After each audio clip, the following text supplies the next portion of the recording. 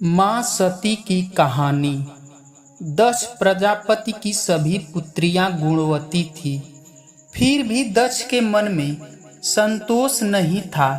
वे चाहते थे कि उनके घर में एक ऐसी पुत्री का जन्म हो जो सर्वशक्ति संपन्न हो एवं सर्व विजयिनी हो। अतः दक्ष एक ऐसी ही पुत्री के लिए तपस्या करने लगे।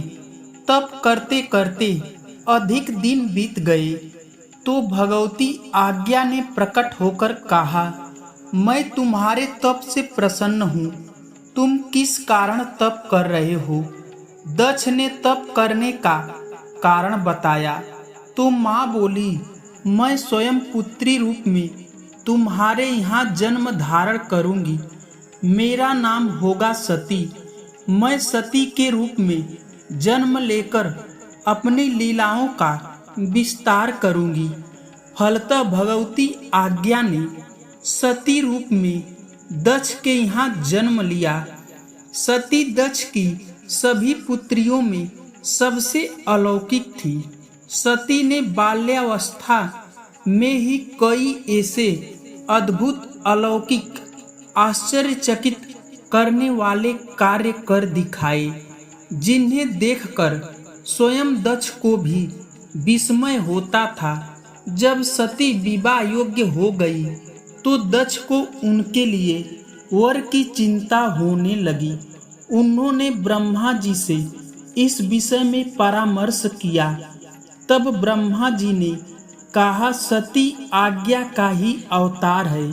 आज्ञा आदि शक्ति और शिव आदि पुरुष हैं। अतः सती के विवाह के लिए शिव ही योग्य और उचित वर है। दक्ष ने ब्रह्मा जी की बात मानकर सती का विवाह भगवान शंकर के साथ कर दिया। सती कैलाश में जाकर भगवान शिव के साथ रहने लगी। भगवान शिव के दक्ष के दामाद थे, किंतु किसी वजह से दक्ष के हृदय में भगवान शिव के प्रति वैर और विरोध का भाव पैदा हो गया था। एक बार देवलोक में ब्रह्मा ने धर्म के निरूपण के लिए एक सभा का आयोजन किया था। सभी बड़े बड़े देवता सभा में एकत्रित हुए थे। भगवान शिव भी इस सभा में बैठे थे। सभा मंडल में दक्ष का आगमन हुआ।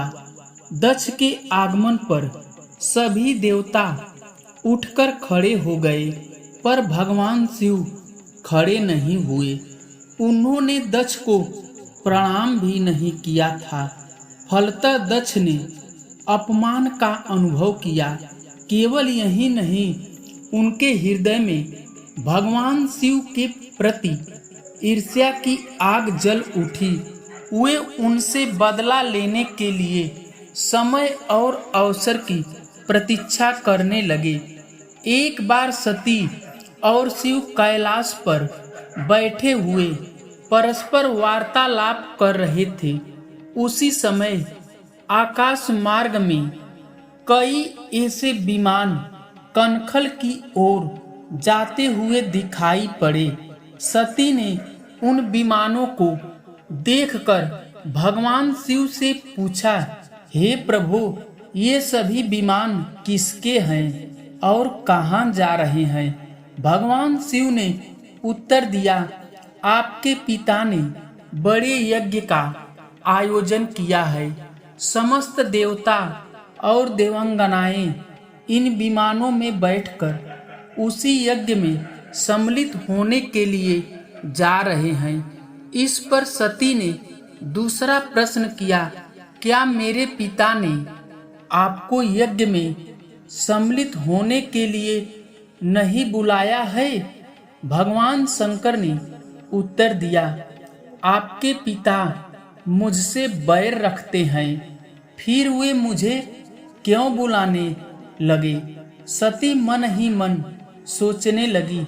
फिर बोली, यज्ञ के इस अवसर पर अवश्य मेरी सभी बहनें आएंगी। उनसे मिले हुए बहुत दिन हो गए हैं। यदि आपकी अनुमति हो तो मैं भी अपने पिता के घर जाना चाहती हूँ। यज्ञ में सम्मिलित हो लूंगी और बहनों से भी मिलने का सुअवसर मिलेगा। भगवान शिव ने उत्तर दिया, इस समय वहां जाना आपको उचित नहीं होगा। आपके पिता मुझसे बैर रखते हैं। हो सकता है वे आपका भी अपमान करे। बिना बुलाए किसी के घर जाना उचित नहीं होता है। इस पर सती ने प्रश्न किया, ऐसा क्यों? भगवान शिव ने उत्तर दिया, विवाहिता लड़की को बिना बुलाए पिता के घर कभी नहीं जाना चाहिए, क्योंकि विवाह हो जाने पर लड़की अपने पति की हो जाती है। पिता के घर से उसका संबंध टूट जाता है। लेकिन सती पीहर जाने के लिए हठ करती रही, अपनी बात बार बार दोहराती रही। उनकी इच्छा देखकर भगवान शिव ने पीहर जाने की अनुमति दे दी। उनके साथ अपना एक गण भी साथ में दे दिया। उस गण का नाम वीरभद्र था। सती वीरभद्र के साथ अपने पिता के घर गई। घर में सती से किसी ने भी प्रेम पूर्वक वार्तालाप नहीं किया। दक्ष ने उन्हें देखकर कहा, तुम क्या यहाँ मेरा अपमान कराने आई हो? अपनी बहनों को तो देखो, वे किस प्रकार भांति भांति के अलंकारों और सुंदर वस्त्रों से सुसज्जित है। तुम्हारे शरीर पर मात्र बाघांबर है। तुम्हारा पति शमशानवासी और भूतों का नायक है। वह तुम्हें बाघांबर छोड़कर और पहना ही क्या सकता है। दक्ष के कथन से सती के हृदय में पश्चाताप का सागर उमड़ पड़ा। वे सोचने लगी, उन्होंने यहाँ आकर अच्छा नहीं किया। भगवान ठीक ही कह रहे थे। बिना बुलाए पिता के घर भी नहीं जाना चाहिए। पर अब क्या हो सकता है? अब तो वह आ ही गई है। पिता के कटु और अपमान वचन शब्द सुनकर भी सती मौन रही। वे उस यज्ञ मंडल में गई जहाँ सभी देवता और ऋषि मुनि बैठे थे तथा यज्ञ कुंड में धूं धूं करती और जलती हुई अग्नि में आहुतियां डाली जा रही थी। सती ने यज्ञ मंडप में सभी देवताओं के तो भाग देखे, किंतु भगवान शिव शंकर का कोई भाग नहीं देखा।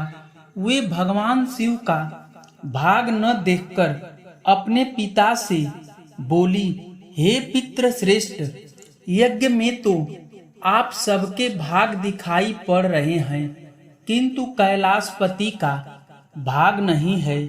आपने उनका भाग क्यों नहीं रखा? दक्ष ने गर्व से उत्तर दिया, मैं तुम्हारे पति शिव को देवता कभी नहीं समझता हूँ। वह तो भूतों का स्वामी है, नग्न रहने वाला है और हड्डियों की माला धारण करने वाला है।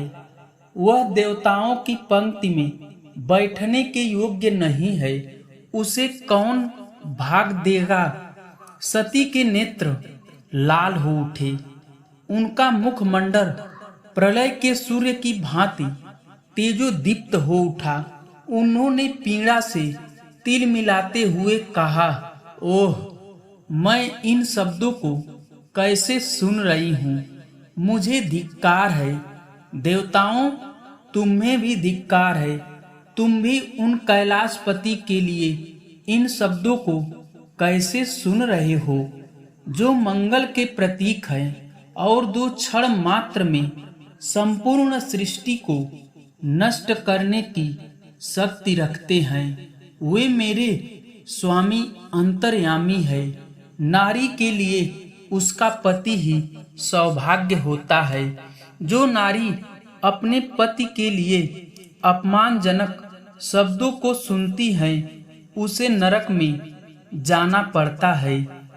हे पृथ्वी पर सुनो, आकाश सुनो और देवताओं तुम भी सुनो। मेरे पिता ने मेरे स्वामी का अपमान किया है। मैं अब एक क्षण भी जीवित रहना नहीं चाहती हूँ।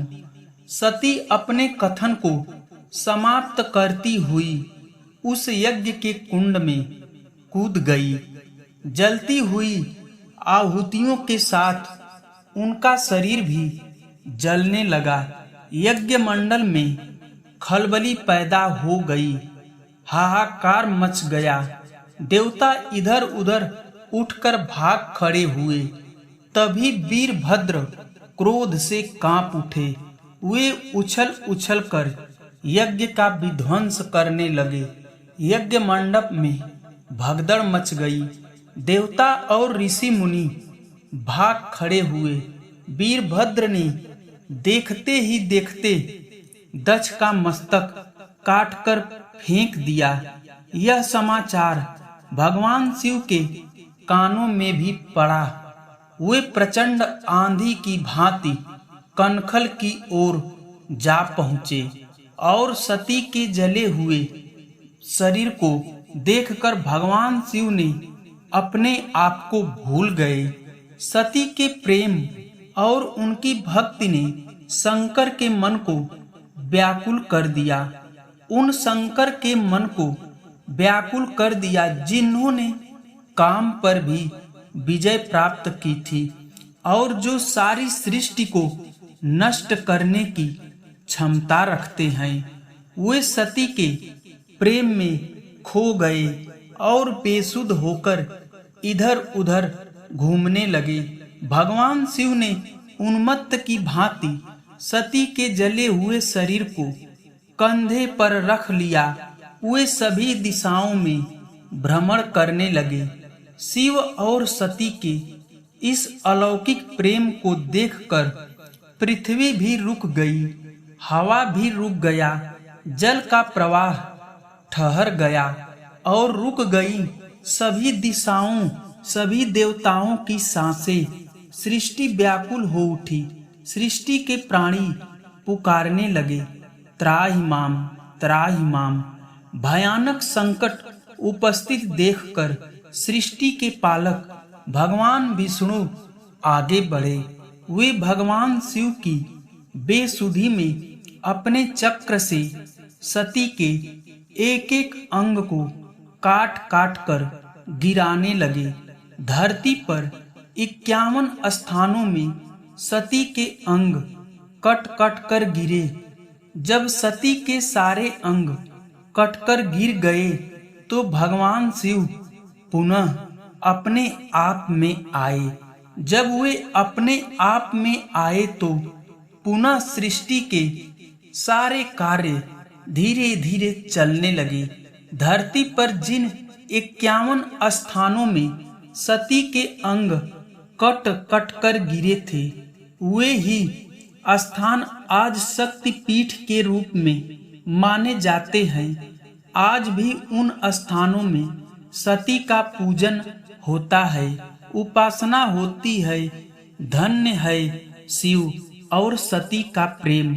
शिव और सती के प्रेम ने उन्हें अमर और वंदनीय बना दिया।